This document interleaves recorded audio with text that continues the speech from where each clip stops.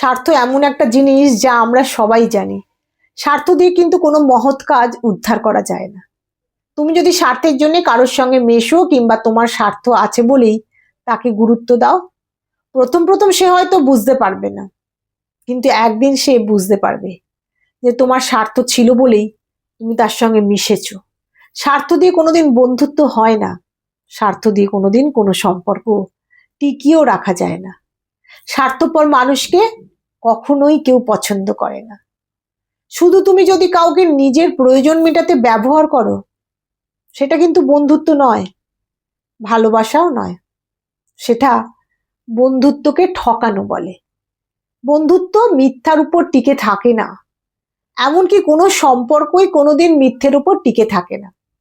সম্পর্ক এমন একটা জিনিস, সেটা যে কোনো সম্পর্কই হোক না কেন, বন্ধু কিংবা ফ্যামিলি, সেখানে কিন্তু দেনা পাওনা দিয়ে বিচার করতে নেই। বন্ধুত্ব হচ্ছে আত্মার নির্ভেজাল সম্পর্ক, যার সঙ্গে তুমি মন খুলে কথা বলতে পারবে, তোমার সুখ দুঃখ সবটা শেয়ার করতে পারবে, সেটা বাইরেরই হোক বা ফ্যামিলির ভেতরই কেউ হোক। যে সম্পর্কে বন্ধুত্ব থাকবে না, সেই সম্পর্ক সজীব না। বন্ধুত্ব সকলের মধ্যেই থাকে, বাবা মা ভাই বোন স্বামী স্ত্রী, সে যে কেউ হতে পারে। বন্ধুত্ব হচ্ছে সেটা যেখানে কিছু পাওয়ার আশা নেই, কিছু দেওয়ার জন্য মাথা ব্যথাও থাকে না। টাকার জন্য বন্ধুরা ছেড়ে যায়, এটা কিন্তু ঠিক। এটাও ঠিক যে যদি কোনো সত্যি ভালো বন্ধু হয়, সে তোমার বিপদে আপদে সব সময় তোমার পাশে থাকবে। ধরো তুমি কাউকে 1 সপ্তাহ 2 সপ্তাহ কিংবা 1 মাস ফোন করনি, সে তোমার বন্ধু। যদি সে তোমাকে সত্যি বন্ধু বলে মনে করে, তাহলে সে তোমার উপর রাগ করবে না, তোমায় ফোন করে জিজ্ঞাসা করবে, কিরে কেমন আছিস, সবকিছু ঠিকঠাক আছে তো? অনেকদিন কোনো খোঁজ নিস না, ফোন করিস না, তাই আমি ফোন করলাম। তার কাছে তোমার ব্যস্ততার কারণটা মূল্যবান হবে, সে বুঝবে তুমি কেন তাকে ফোন করনি। বন্ধুত্ব আসলে এমন একটা সম্পর্ক যেটা ভরসা দিয়ে তৈরি করে। সব সময় টাকা পয়সা দিয়ে সম্পর্ক ঠিক রাখা যায় না। যখন দেখবে তোমার খারাপ সময় আসছে, তুমি কঠিন সময়ের মধ্যে পড়েছো, এবং সেই সময় যদি তুমি তাকে পাশে পাও, তখন জানবে সে তোমার জন্য সত্যিকারের বন্ধু। স্বার্থপর আর লোভী কোনো মানুষকে কখনো নিজের জীবনে বন্ধুত্বের জায়গা দেবে না।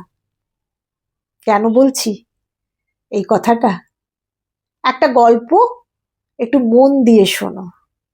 দুজন ছেলে ছোটবেলা থেকে খুব ভালো বন্ধু ছিল। স্কুল কলেজে তারা একসঙ্গে পড়াশোনা করছিল।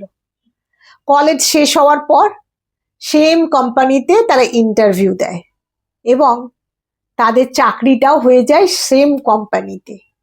একদিন ওই কোম্পানিতে আগুন লেগে যায়।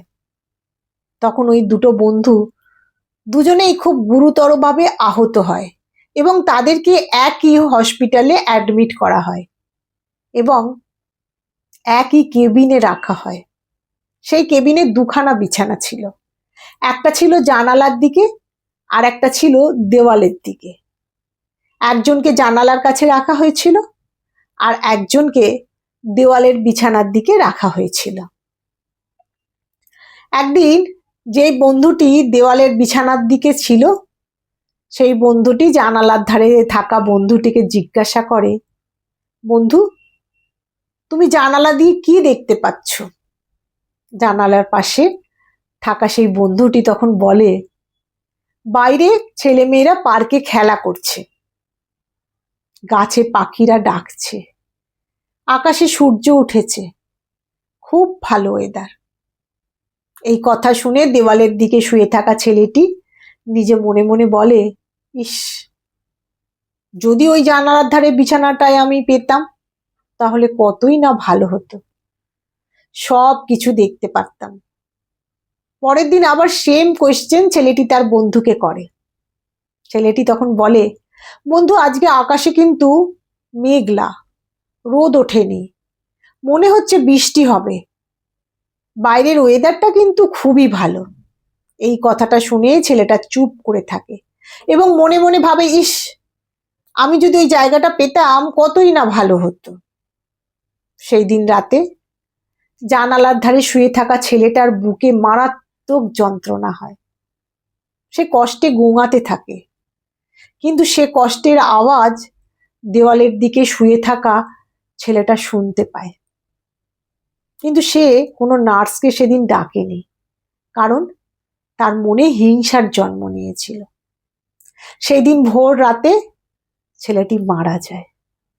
পরের দিন সকালে তার বডি নিয়ে যাওয়া হয়।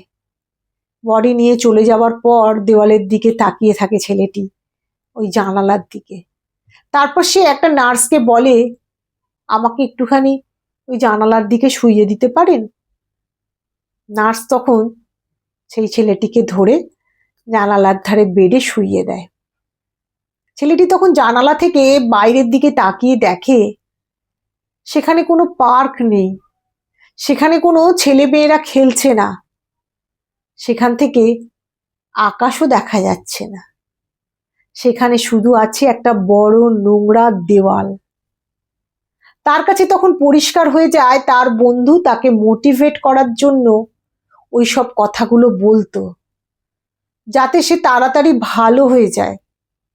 কিন্তু ছেলেটির মনে তো তখন হিংসা, স্বার্থপরতার জন্ম নিয়েছে, তাই সে তার বন্ধুকে বাঁচানোর চেষ্টা করেনি। লোভ আর হিংসা এমন জিনিস যা মানুষকে মৃত্যুর মুখে ঠেলে দিতেও পিছপা হয় না। একজন খারাপ বন্ধু তোমাকে শেষ করে দেবে, কিন্তু একজন ভালো বন্ধু তোমাকে কোনো দিন মৃত্যুর মুখে ঠেলে দেবে না। একটা সঠিক বন্ধু তোমাকে সঠিক রাস্তা দেখাবে।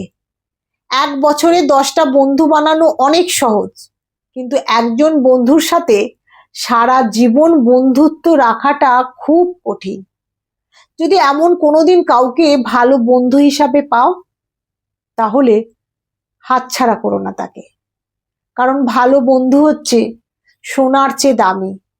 একটা ভালো বন্ধু হচ্ছে একটা গোটা লাইব্রেরির সমান।